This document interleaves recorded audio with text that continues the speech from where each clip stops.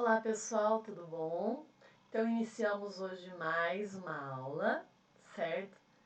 Só pra gente ter uma mensagem, né? Se a gente espalhar coisas boas por onde passar, a vida se encarrega de trazer outras melhores ainda. Então tenha sempre um sorriso, abra sempre o peito, enfrente todos os momentos, olhando sempre o lado positivo de tudo, porque tudo tem um lado positivo, certo? E olhar o lado positivo vicia. Então iniciamos hoje, né, retornando ao que a gente já aprendeu. Vamos falar de biologia, né, organelas citoplasmáticas e o citoplasma. Então, quando a gente fala em citoplasma vai ser todo o ambiente interno da célula que fica entre a membrana plasmática e o envoltório nuclear. Vai ser formado por um líquido gelatinoso, que é o citossol, e as organelas citoplasmáticas. É nele que ocorre a maioria dos processos metabólicos e ocorre também a produção da maioria das substâncias necessárias para o funcionamento das células, que seria a função das organelas citoplasmáticas, que realizam as funções vitais da célula, certo?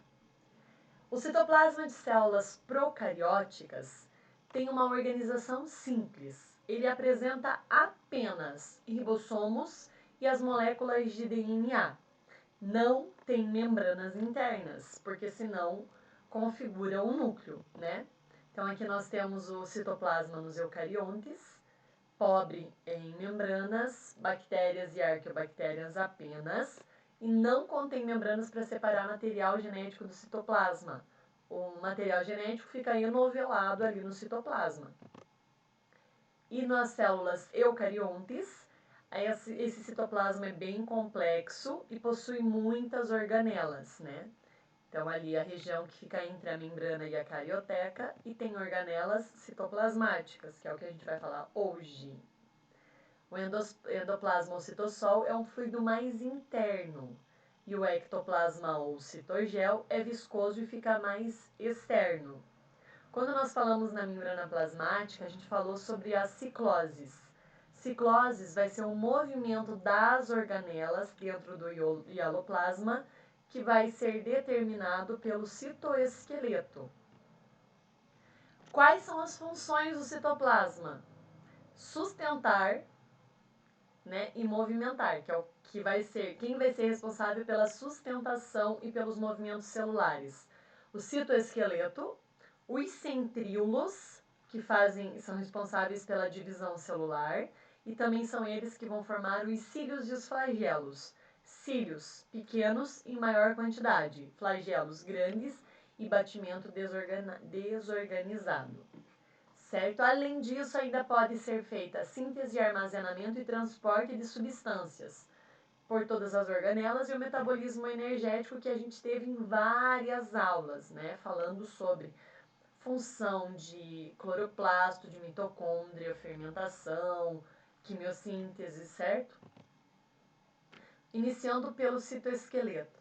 Então o citoesqueleto vai ser filamentos proteicos que formam uma rede de microtúbulos, que vai sustentar e manter a forma da célula e auxilia na ciclose e também na formação de pseudópodes. Observa no segundo desenho, esses pseudópodes são aqueles falsos pés. Então, a membrana plasmática daqui, ela emite um pseudópode, emite outro e caminha, certo? Então, esse é o pseudópode. A ciclose está no primeiro desenho. Ela vai fazendo um giro, assim. Que as organelas, elas trocam de lugar, mas de maneira organizada. Não é uma para lá, outra para cá. Não é nada bagunçado. O citoesqueleto organiza bem certinho esse movimento, tá? Aí, os centríolos são os responsáveis pela formação de cílios e flagelos. E também são eles que vão formar o fuso mitótico, que é o nosso próximo assunto daqui a pouquinho, tá? Então, ele vai ficar dos lados da célula, ele emite uma fibra, que essa fibra do fuso vai se ligar ao centrômero dos cromossomos para puxar e acontecer a divisão. a divisão celular. Tranquilo? Ainda dentro de organela não membranosa, nós temos os ribossomos. E vocês observaram que o ribossomo é a única organela que está presente tanto em célula procarionte quanto em célula eucarionte, tá? É porque o ribossomo não tem membrana. As outras terão, então as outras não apresentam. Tá? Então vai ser constituído por RNA e proteínas, porque são os ribossomos, né? Quando a gente aprendeu lá a falar sobre a síntese de proteínas, o ribossomo ele vai ser formado no nucleolo, é o RNA ribossômico. E o ribossomo ele é constituído por duas subunidades, uma maior e uma menor, que é o que a gente tem ali, tá? Então ali em rosinha tá a subunidade maior, em azul bem clarinho a subunidade menor. Eles fazem um sanduíche no RNA mensageiro. O RNA transportador vem trazendo os anticódons, né, que são sempre 3, que o códon é a mesma coisa que o aminoácido. São 3 bases nitrogenadas que formam um códon. E a partir disso é que vai ser codificada a proteína. Tranquilo? O retículo endoplasmático, ele vai ligar a carioteca até a membrana plasmática. E nós temos 2 tipos de retículo endoplasmático. O retículo endoplasmático liso, ou agranular, e o retículo endoplasmático rugoso, ou granular, certo? Esse retículo endoplasmático, então, ele liga o núcleo com o exterior, por isso que ele é responsável pelo transporte de substâncias.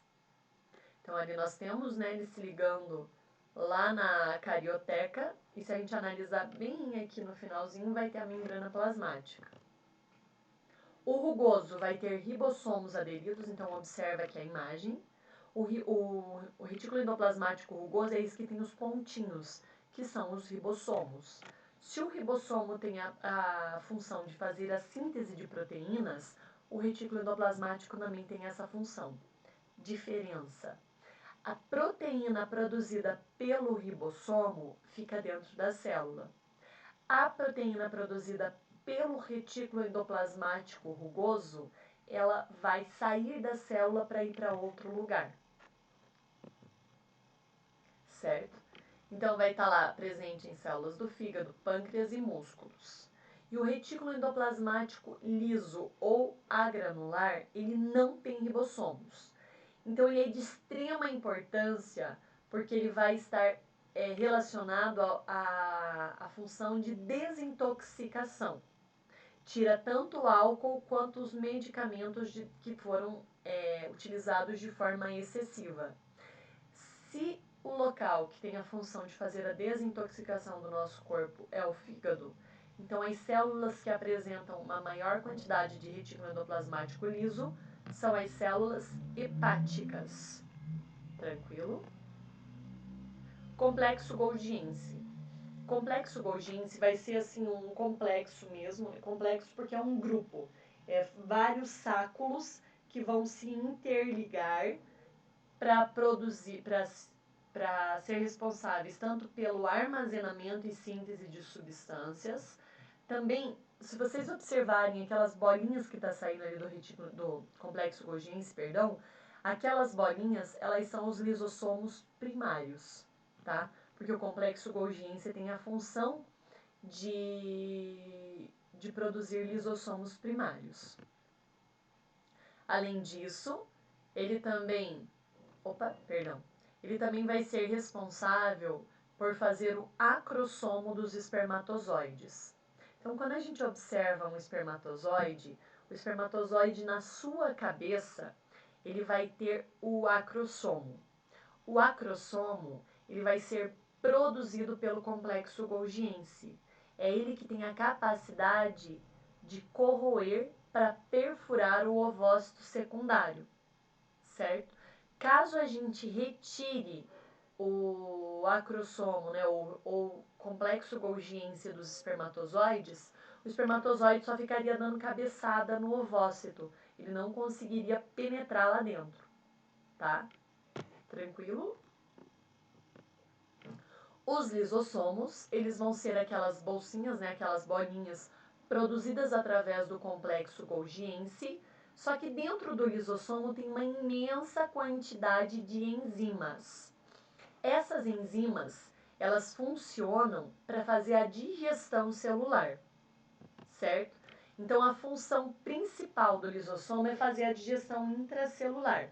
E essa digestão, ela pode acontecer de 3 tipos: heterofagia, autofagia e apoptose. Heterofagia é ingerir uma coisa que é diferente, né? Quando a gente vê o prefixo hétero, a gente sempre sabe que é uma coisa diferente. E fagia é a alimentação. Então, heterofagia, ele está digerindo uma coisa que não pertence a ele. Então, a célula observa que tem uma partícula sólida ou uma partícula líquida que está ali próxima à membrana plasmática. O que vai acontecer primeiro? Se é uma partícula sólida, a célula vai emitir pseudópodes para formar uma vesícula e englobar. Fagocitose, né? Se for uma partícula líquida, a célula vai fazer uma invaginação para englobar. Então, ela está aqui, né? Ela vai fazendo essa invaginação e vai fazendo isso aqui para englobar essa partícula líquida, que daí seria a pinocitose. Tranquilo? Então, antes ainda não é pinocitose, né? Eu mostrei para vocês nos slides anteriores que ele vai formar o pinossomo. O pinossomo, o lisossomo se aproxima do pinossomo, aí ele vai praticar a pinocitose, que é a digestão de partícula líquida.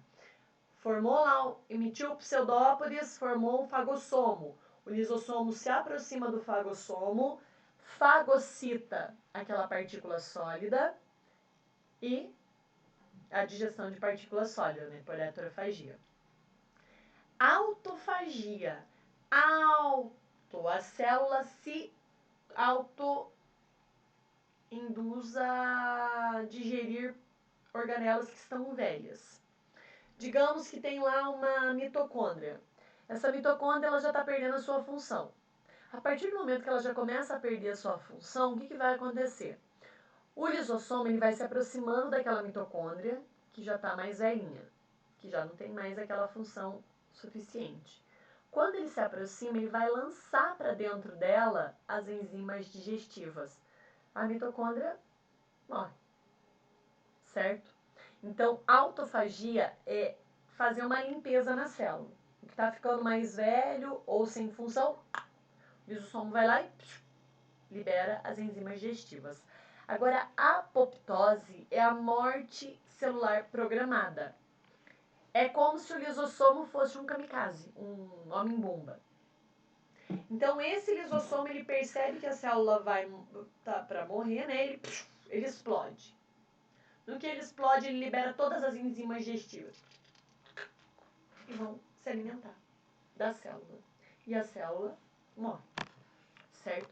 A apoptose acontece muito com pessoas que trabalham em minas, não Minas Gerais, em minas embaixo da terra. Porque geralmente tem uma quantidade de gás e o gás não tem cheiro, né? O gás de cozinha ele só tem cheiro porque eles colocam uma substância para você perceber que ele está vazando, que geralmente não tem. Aí as pessoas ficam inalando aquele gás e esse gás ele age direto nas células do pulmão. E ele vai fazer com que dentro das células do pulmão, né, lá nos nossos alvéolos pulmonares, os lisossomos dos alvéolos explodam, causando a silicose. Então a pessoa ela vai morrer porque não tem o que fazer. Tranquilo? Ali nós temos os peroxissomos e os glioxissomos. Eles são bolsas repletas de enzimas, originadas lá no retiro endoplasmático liso, produzidos pelo ribossomo no citossol e possuem enzimas antioxidantes.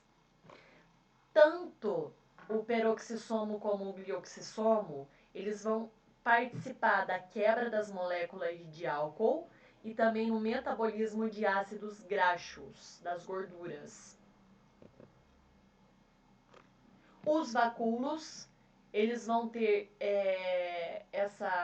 esse espaço, né? Vacúolo é encontrado em célula vegetal, em algumas células animais também, já vou mostrar a imagem ali para vocês. Então ele tem água, sais, carboidratos e proteínas. E eles participam do fenômeno ali de osmose, que é o absorver água, né, e perder água para o meio.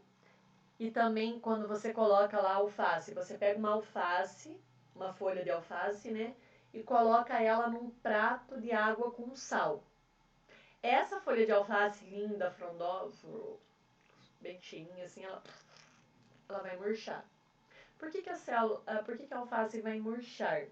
Porque ela vai perder água dos vacúolos para o prato de água com sal, para tentar equilibrar os dois meios, certo? Tranquilo? Ali nós temos os vacúolos digestivos, que formam lá do fagossomo, né? Então nós temos, quando eu expliquei para vocês agora há pouco lá a função do lisossomo. Então emitiu o pseudópode, fez o fagossomo, esse fagossomo vai ser unido com o lisossomo para que ocorra a fagocitose. Ali nós vamos ter esse vacúolo digestivo. E nós também temos o vacúolo residual. Porque o que a célula não utiliza mais, ela vai ser mandada lá para o complexo golgiense. O complexo golgiense ele armazena e secreta. E como que ele secreta? Formando um vacúolo residual, que vai ser eliminado da célula por plasmocitose, ou também chamado de exocitose, que é o eliminar. Tranquilo? E aqui nós temos os vacúolos pulsáteis e contráteis, que ocorrem geralmente nos protozoários, né, os representantes do reino protista, que é o que está ali, né, protozoários de água doce. Eles vão recolher no interior da célula água e descarregam para a célula por orifícios, para que essa célula consiga permanecer em locais, assim, por mais tempo, locais com muita água. Tranquilo?